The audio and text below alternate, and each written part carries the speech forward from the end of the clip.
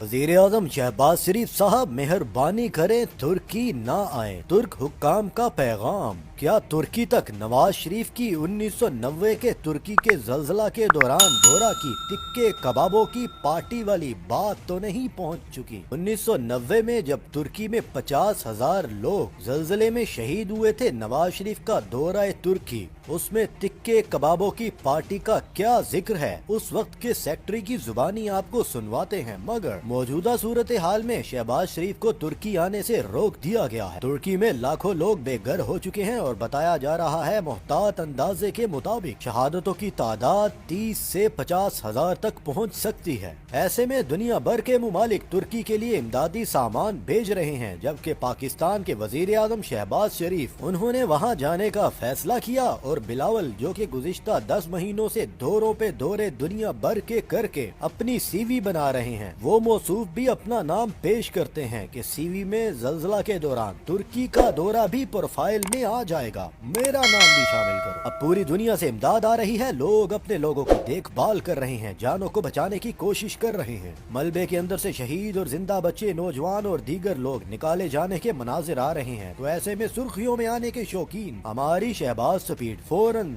अपनी सल्तनत में दौरा तुर्किया का ऐलान कर देते हैं। फिर क्या था? वही हुआ जिसका डर था। उन्होंने पैगाम भेजा, आप पाकिस्तान से बैठकर ही हमारे लिए दुआ कर दें, आने की जहमत मत करें, हम यहाँ पहले ही अपने लोगों की जिंदगियां बचाने में मसरूफ हैं, लिहाजा आपका आना हमारे लिए अच्छी मेहमान नवाजी ना हो पाएगी तो शर्मिंदगी का बायस बन सकता है। 1990 के जलजला के दौरान नवाज शरीफ ने क्या फरमाइशें की, उस वक्त के सेक्रेटरी क्या बताते हैं, उनकी जुबानी कुछ हिस्सा आपको सुनवाते हैं।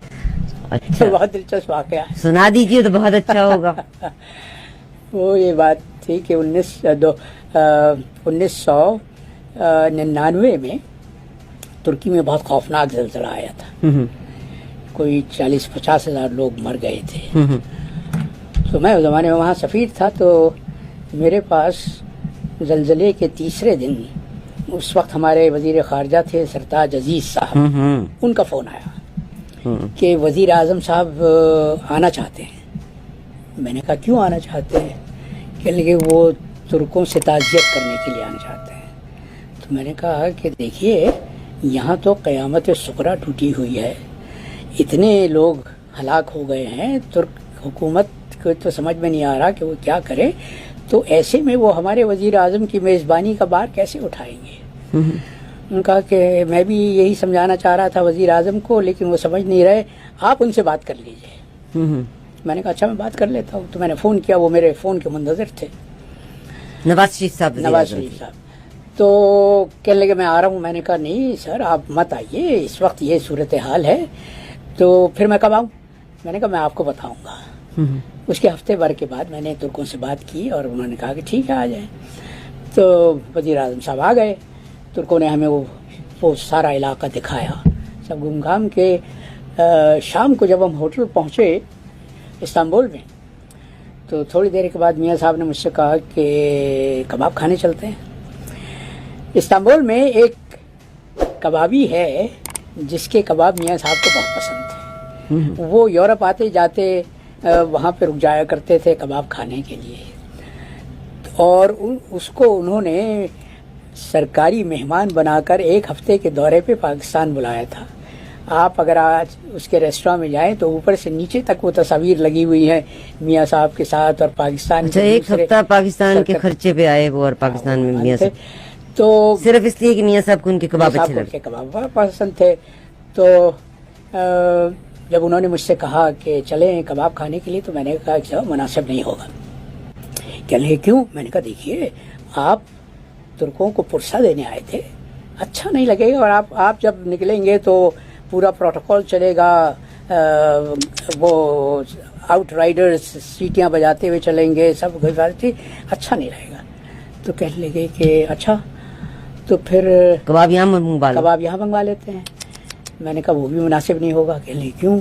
मैंने कहा यूँ नहीं होगा कि कबाब जब खाना आता है, आपको मालूम है VVIPs के लिए तो उसका एक प्रोटोकॉल होता है, वो पूरा इंटेलिजेंस वाले उसको चेक करते हैं कि कोई उसमें ऐसी चीज़ तो नहीं है जो नुकसानदेह हो, तो अच्छा नहीं होगा।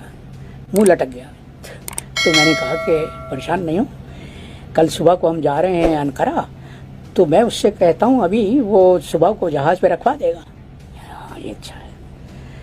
तो दूसरी सुबह को जब मैं उनको लेकर एयरपोर्ट जा रहा था, तो जैसे ही हम एयरपोर्ट के अहाते में दाखिल हुए तो मैंने देखा कि वो खड़ा हुआ वो कन्वेयर बेल्ट पर जहाज़ में खाना रखवा रहा था।